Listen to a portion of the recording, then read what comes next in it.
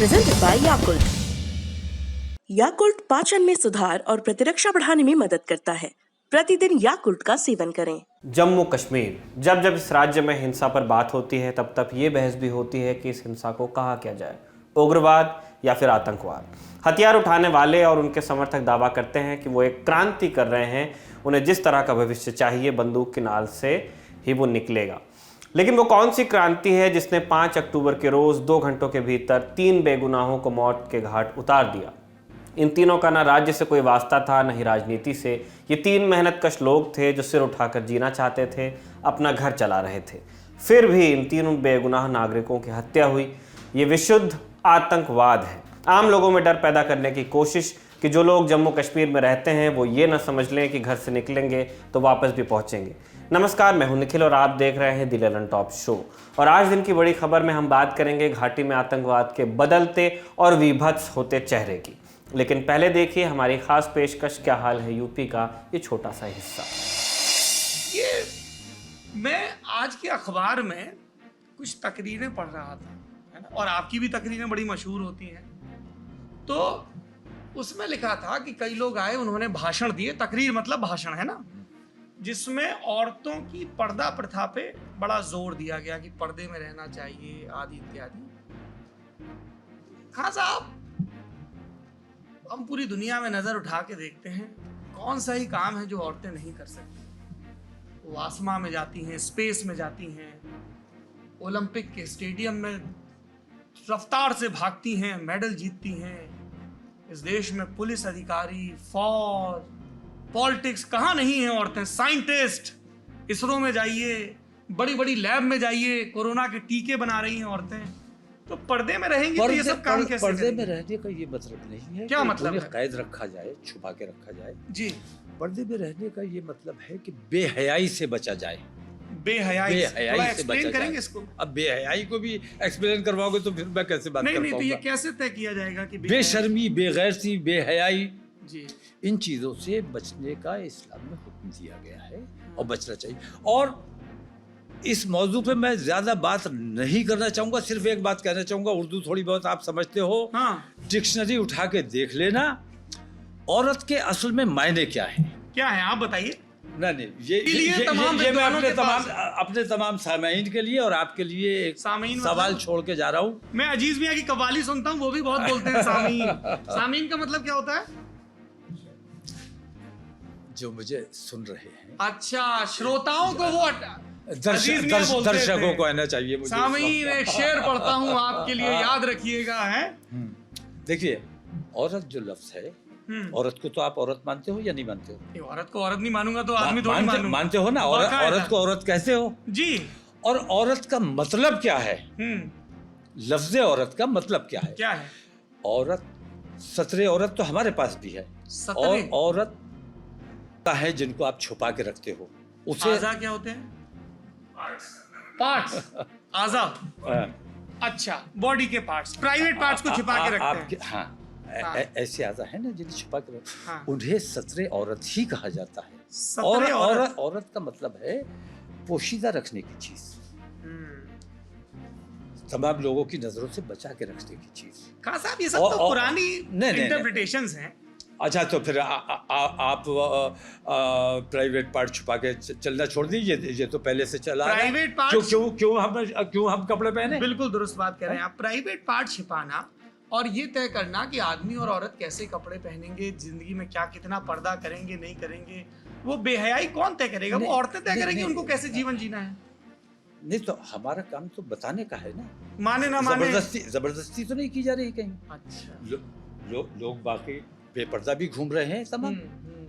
लेकिन जो इस्लाम के अहकामात हैं, आदेश हैं, वो लोगों तक पहुंचाना हमारे उलमा की जिम्मेदारी है। वो अपना काम करते हैं। जैसे लड़कियां स्पोर्ट्स, उस पे किसी को एतराज नहीं करता। जैसे स्पोर्ट्स में लड़कियां हैं तो हो सकती है कि नहीं? जैसे मैं एक बात कहता हूँ, मोबाइल आज आम है, हाँ, बच्चे के पास है, हाँ, लेकिन मैं ये कहता हूँ कि मोबाइल बहुत इंपॉर्टेंट चीज है, इसका इस्तेमाल होना चाहिए, ये वक्त की जरूरत है।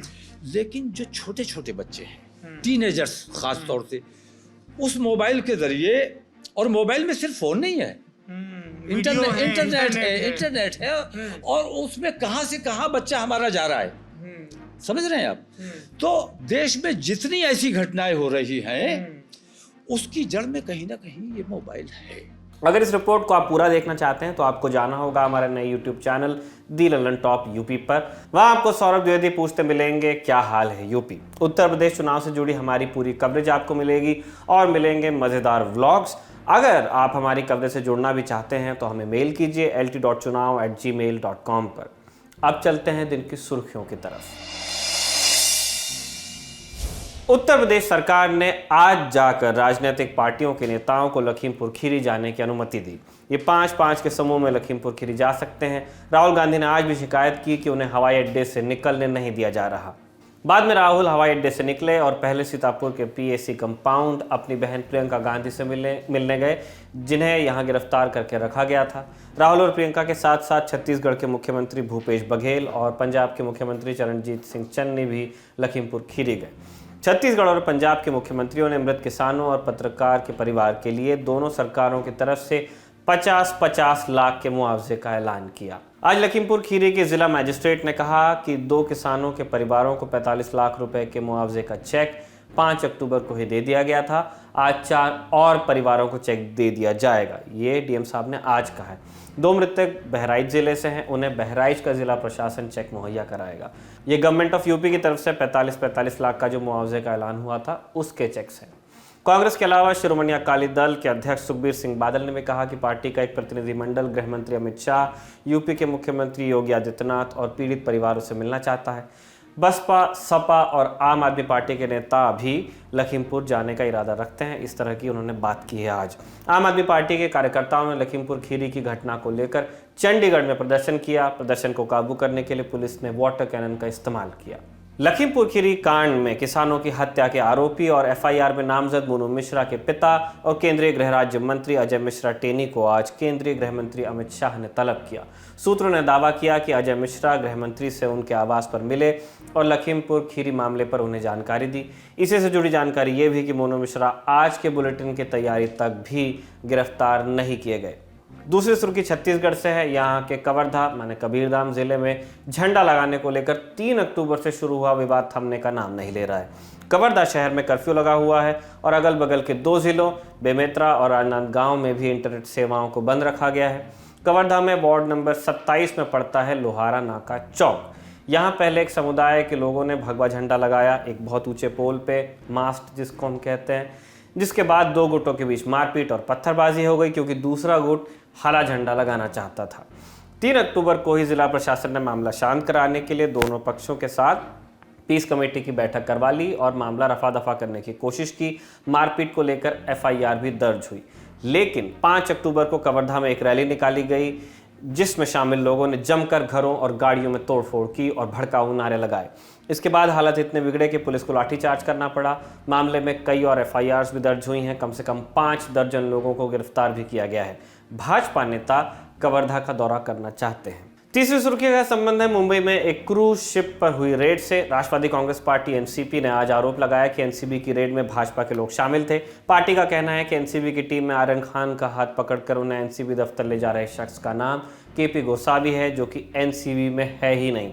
अरबाज मर्चेंट का हाथ पकड़कर ले जा रहे शख्स का नाम मनीष भानुशाली बता रहे हैं नवाब मलिक, जो कि भाजपा में उपाध्यक्ष के पद पर हैं।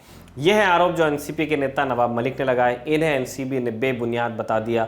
कहा कि ये 2 लोग इंडिपेंडेंट विटनेस हैं। ये थी सुर्खियां। अब चलते हैं दिन की बड़ी खबर की तरफ। कश्मीर में आतंकवाद कैसे शुरू हुआ या कश्मीर से कश्मीरी पंडितों का पलायन कैसे शुरू हुआ, इसे लेकर अलग अलग थेरीज दी जाती हैं। सब अपनी सहूलियत से अपनी अपनी बात कहते हैं। कुछ कहते मिलते हैं कि तब के गवर्नर जगमोहन की साजिश से कश्मीर से पंडितों को भगाया गया। इस तरह के तमाम दावों के बीच सच्चाई ये है कि 1989 और 1990 में कश्मीरी पंडितों की हत्या हुई और उनका पलायन भी हुआ। हाई कोर्ट के जज नीलकंठ गंजू जैसे नामी लोगों की हत्या करके भय का माहौल कश्मीर घाटी में बनाया गया और डर के चलते हजारों अल्पसंख्यकों को घाटी छोड़कर रातों रात भागना पड़ा। घाटी में ताला लगे कई घर आज भी अपने मालिकों के लौटने का इंतजार कर रहे हैं। जब ज्यादातर कश्मीरी पंडित कश्मीर घाटी छोड़ आए थे तब भी कुछ परिवारों ने वहीं रहने का फैसला किया। 3 दशक से वो घाटी में रह भी रहे हैं, लेकिन हाल के घटनाक्रम से लग रहा है कि नए सिरे से कश्मीरी पंडितों को निशाने पर लिया जा रहा है। आतंकी दहशत का माहौल पैदा करने में लगे हुए हैं, आम नागरिकों की हत्याएं हो रही हैं। 2 साल पहले जब जम्मू कश्मीर में अनुच्छेद 370 को निष्प्रभावी किया गया तब सरकार की तरफ से मजबूती से कहा गया कि इससे आतंक खत्म हो जाएगा। इसके बाद सरकार ने 2019 और 2020 के आंकड़े बताकर साबित भी किया कि देखिए आतंकवाद घट गया है। नोटबंदी के दौरान भी कहा गया था, लेकिन अब फिर सरकार के दावों पर सवाल उठ रहे हैं। लगभग हर दिन ही कश्मीर से आतंकी घटनाओं की खबरें आ रही हैं और कश्मीर में आतंकवाद का नया रूप इस मायने में ज़्यादा खतरनाक दिख रहा है कि अब सड़क पर चलते किसी को भी गोली मारी जा रही है, किसी गोलगप्पे वाले को मार दिया जा रहा है, कभी कारोबारी की हत्या कर दी जा रही है या किसी पुलिस वाले के सिर में गोली मारकर आतंकी भाग जा रहे हैं। ये मामले थमने के बजाय ज़्यादा बढ़ते जा रहे हैं। इसी तरह 5 अक्टूबर को आतंकियों ने सिर्फ 2 घंटे में 3 आम नागरिकों की हत्या कर दी। इसमें श्रीनगर के नामी कश्मीरी पंडित माखनलाल बिंद्रू भी शामिल थे। माखनलाल बिंद्रू की श्रीनगर के इकबाल पार्क के पास बिंद्रू हेल्थ जोन नाम से दुकान थी। इनका परिवार 1947 से ही दवा की दुकान चलाता आया है। माखनलाल बिंद्रू भी श्रीनगर के जाने माने आदमी थे। श्रीनगर में किसी को कोई दवा नहीं मिलती है तो कहा भी जाता है कि बिंद्रू साहब की दुकान पर जाओ, वहाँ सब मिल जाएगा। जब 1990 में आतंकी वारदातों के बाद कश्मीरी पंडित घर छोड़कर भागने को मजबूर थे तब भी एमएल बिंद्रू के परिवार ने कश्मीर घाटी में रहने का फैसला लिया। वो राजनीति से दूर थे, किसी से कोई दुश्मनी नहीं उन्होंने ली, खुद पर कभी कोई खतरा महसूस नहीं कर रहे थे। लेकिन 5 अक्टूबर को जब वो अपनी दुकान के बाहर थे तो सड़क पर किसी ने पिस्तौल निकालकर उनके शरीर पर गोलियां दाग दी। उन्हें अस्पताल ले जाया गया लेकिन उन्हें बचाया नहीं जा सका। एमएल बिंद्रू की मौत के बाद पूर्व मुख्यमंत्री फारूक अब्दुल्ला और अल्ताफ बुखारी जैसे कई कश्मीरी राजनेताओं के घर पहुंचे। अल्ताफ बुखारी ने कहा कि उन्हें शर्म आ रही है कि वो इस जगह से हैं जहां बिंद्रू की हत्या कर दी जाती है। हमारा सर शर्म से झुक रहा है, आज शर्म आ रही है क्या हम इसी जगह से हैं। बहुत शर्म की बात है, बहुत शर्म की बात है। इंसानियत का लॉस है, इंसानियत का लॉस है, बहुत इंसानियत का लॉस है। नहीं है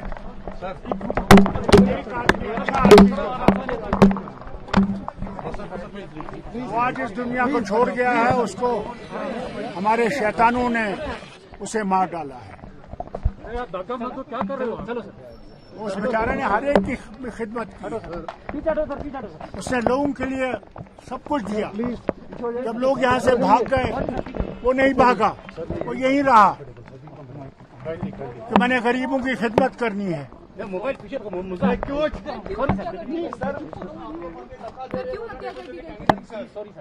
ये मैं क्या जानता हूँ, ये सरकार से पूछिए।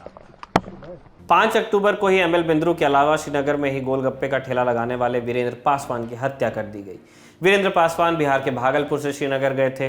रोजगार के लिए देश में इसी तरह माइग्रेशन होता है, जैसे कश्मीरी कारोबारी शॉल बेचने के लिए देश के और हिस्सों में जाते हैं, उसी तरह वीरेंद्र पासवान भी श्रीनगर गए।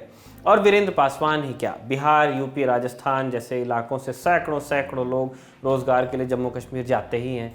पहले से यह होता आया है, अब भी चल रहा है। श्रीनगर में आपको आराम से खूब सारे हज्जाम मिल जाएंगे जो यूपी और बिहार से आए हैं। बल्ला बनाने वाली फैक्ट्रीज में आपको यूपी के कारीगर मिलेंगे।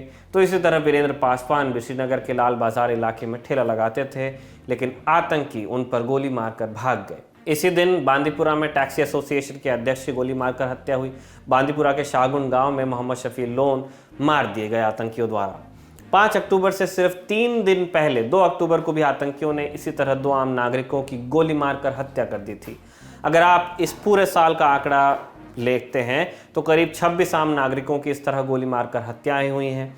इस तरह की हत्याओं में द रेजिस्टेंस फ्रंट यानी टीआरएफ नाम के आतंकी संगठन का नाम प्रमुखता से सामने आ रहा है। टीआरएफ ने कश्मीरी पंडित एमएल बिंद्रू की हत्या का जिम्मा भी लिया है। टीआरएफ और इस्लामिक स्टेट विलायत हिंद, इन दोनों आतंकी संगठनों के नाम से कश्मीर में आम नागरिकों की हत्याएं बदस्तूर चल रही हैं। अब इन हत्याओं के पैटर्न पर आते हैं। पिछले 2 दशक में कश्मीर में ज़्यादा मामले फोर्सेस पर हमले के मिलते हैं, पुलिस पे, आर्मी पे, बीएसएफ पे, सीआरपी पे। कश्मीर में कहा भी जाता है कि आतंकी टूरिस्ट या किसी बाहरी या पंडित को निशाना नहीं बनाते, मिलिटेंट्स की लड़ाई फोर्सेस से है। ऐसे तर्क देकर अलगाववादी नेताओं ने भी दुनिया के सामने कश्मीर के आतंकी संगठनों को सही ठहराने की भरसक कोशिश की है। लेकिन अब आतंकी घटनाओं में टारगेट किलिंग्स का एक पैटर्न दिख रहा है। निशाने पर या तो जम्मू कश्मीर पुलिस के जवान होते हैं जो घर आए होते हैं, या बीजेपी नेता होते हैं, या फिर गैर मुस्लिम कारोबारी होते हैं, या वो कश्मीरी जो आतंकियों को अपने एजेंडे में बाधक लगते हैं। इसी साल कश्मीर में 3 नामी कारोबारियों की हत्या हुई है।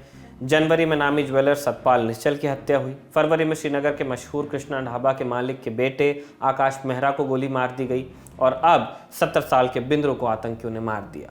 इन तीनों मामलों में आतंकियों की कोई सीधी दुश्मनी किसी से नहीं रही होगी, लेकिन वो गैर मुस्लिम कारोबारियों को लेकर खौफ पैदा करना चाहते हैं। इसी तरह जम्मू कश्मीर के बाहर के लोगों को लेकर वहाँ सोशल मीडिया पर प्रोपेगेंडा चल रहा है। उन्हें पीटने की बात लिखी जाती है, उनके खिलाफ नफरती बातें होती हैं, और इन नफरती बातों का अंजाम ये कि वीरेंद्र पासवान नाम के गोलगप्पे वाले की हत्या हो जाती है। इस हत्या से आतंकी डर पैदा करना चाहते हैं ताकि बाहर के लोग घाटी छोड़कर चले जाएं और आतंकियों की मंशा पूरी हो। जब अनुच्छेद 370 हटाए जाने की बात हो रही थी, उसको निष्प्रभावी करने की बात हो रही थी, तब भी जाकिर मूसा जैसे आतंकियों ने धमकी दी कि अगर ऐसा हुआ तो घाटी में एक भी नॉन लोकल को नहीं रहने दिया जाएगा। अब लग रहा है कि आतंकी अपनी खींच निकालने के लिए किसी को भी मार दे रहे हैं। अब बात यह कि सिक्योरिटी फोर्सेस इन हमलों को रोक क्यों नहीं पाती हैं। टारगेटेड किलिंग्स को लेकर कहा जाता है कि जैश के कमांडर गाजी बाबा ने यह शुरू किया था। गाजी बाबा भाई आतंकी है जिसे 2001 में संसद पर हमले का मास्टरमाइंड माना जाता है। उसके दौर में किसी भी ओवरग्राउंड वर्कर को या किसी लड़के को हथियार देकर हत्याएं करवा दी जाती थी। अब भी वही हो रहा है। पिस्तौल पकड़ाकर ओवरग्राउंड वर्कर्स या नए लड़कों से हत्याएं करवाई जा रही हैं। ओवरग्राउंड वर्कर्स या OGW उन लोगों को कहा जाता है जो आतंकियों की लॉजिस्टिक्स या सूचना देने में या किसी और तरीके से मदद करते हैं। तो इस तरह के हमलावरों का सिक्योरिटी फोर्सेस के पास पहले से कोई रिकॉर्ड नहीं होता है। उनके मूवमेंट को ट्रैक भी नहीं किया जाता। वो सिविलियंस के बीच आराम से जाकर हत्या कर देते हैं। हत्याओं के कई CCTV वीडियोस भी हमने देखे हैं कि चुपचाप पीछे से आकर आतंकी गोली मारकर भाग जाते हैं। आतंकियों के लिए ये जितना आसान है, सिक्योरिटी फोर्सेस के लिए उन्हें रोकना उतना ही मुश्किल। जब कश्मीर में हिजबुल मुजाहिदीन और जैश ए मोहम्मद जैसे बड़े आतंकी संगठनों को लगभग ख़त्म कर दिया जाता है, उनके ज़्यादातर बड़े कमांडर्स को मार दिया जाता है, तब भी TRF या IS जैसे संगठनों के नाम पर भर्तियां हो रही हैं और निशाना बनाकर निर्दोषों की हत्याएं भी हो रही हैं। ये भी माना जा रहा है कि तालिबान के आने के बाद आतंकियों को मोरल बूस्ट मिला है। उन्हें लगता है कि अफगानिस्तान में तालिबान ने अमेरिका को हरा दिया तो वो भी अपने मकसद में कामयाब हो सकते हैं। इसीलिए एनकाउंटर्स में आतंकियों को मार गिराया जाता है, लेकिन उतने ही नए लड़के फिर से भर्ती होते हैं। पिछले महीने द हिंदू अखबार में छपी एक रिपोर्ट के मुताबिक अगस्त तक 102 आतंकवादियों को मार दिया गया था, जिनमें कई बड़े कमांडर्स भी शामिल थे, जबकि 88 नए लड़कों के आतंकी तंजीमों में भर्ती होने की जानकारी एजेंसीज के पास मिली। पिछले कुछ महीनों में सीमा पार से आतंकियों की घुसपैठ भी बढ़ी है। पुलिस के सितंबर महीने के डेटा के मुताबिक उत्तर कश्मीर में 40 से 50 विदेशी आतंकवादी हैं, जबकि 11 स्थानीय आतंकवादी एक्टिव हैं। मिलिटेंसी के शुरुआती दौर में केंद्र रहा उत्तर कश्मीर पिछले 10-12 साल में शांत रहा है। ज़्यादा आतंकी घटनाएं दक्षिण कश्मीर से देखने को मिलती हैं, लेकिन अब उत्तर कश्मीर में भी विदेशी आतंकी बढ़ रहे हैं। इन तथ्यों के बीच सरकार का यह दावा भी है कि 370 को निष्प्रभावी करने के बाद कश्मीर में आतंकी घटनाओं में कमी आ गई है। इसका डेटा भी सरकार ने संसद में दिया है। वैसे सरकार के मुताबिक 2019 में 594 आतंकवादी घटनाओं के मुकाबले 2020 में सिर्फ 244 घटनाएं ही हुई, यानी आधी से कम रह गई।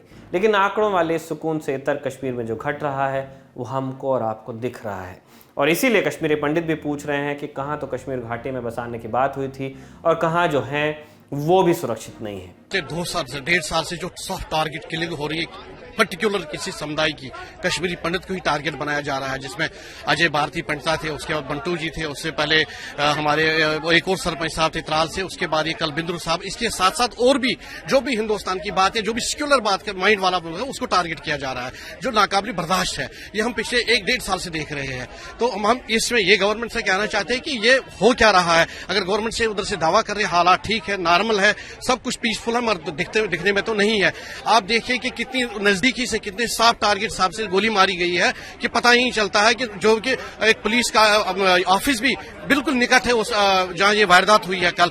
अरे ये जो इंसान आज वहां है, इसको तो जगमोहन ने नहीं निकाला था, इसको ये तो नहीं निकला था ना कश्मीर में।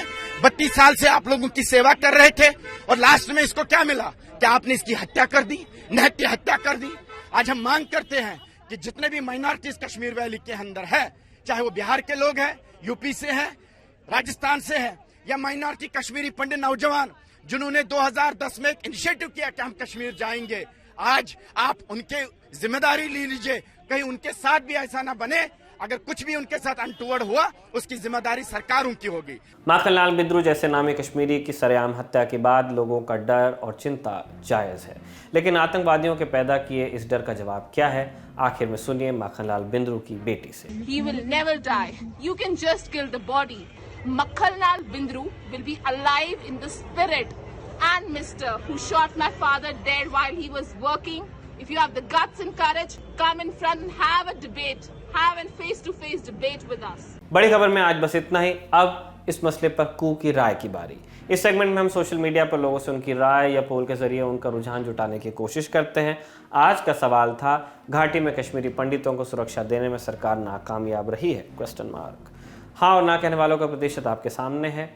अगर आप भी कू पर हमारे पोल्स का हिस्सा बनना चाहते हैं तो कू पर दी ललन टॉप को फॉलो कर सकते हैं। पोल के नतीजे आपको दिखते रहेंगे दी ललन टॉप शो में। इसी तरह से हम कू पर आपसे अलग अलग मुद्दों पर आपकी राय भी मांगते रहेंगे। अपनी राय आप हमें कमेंट बॉक्स या #LTShow के साथ कू करके भी आप बता सकते हैं। हम उसे भी दी ललन टॉप शो में शामिल करेंगे। आज के लिए इतना ही। देखते रहिए दी ललन टॉप शो।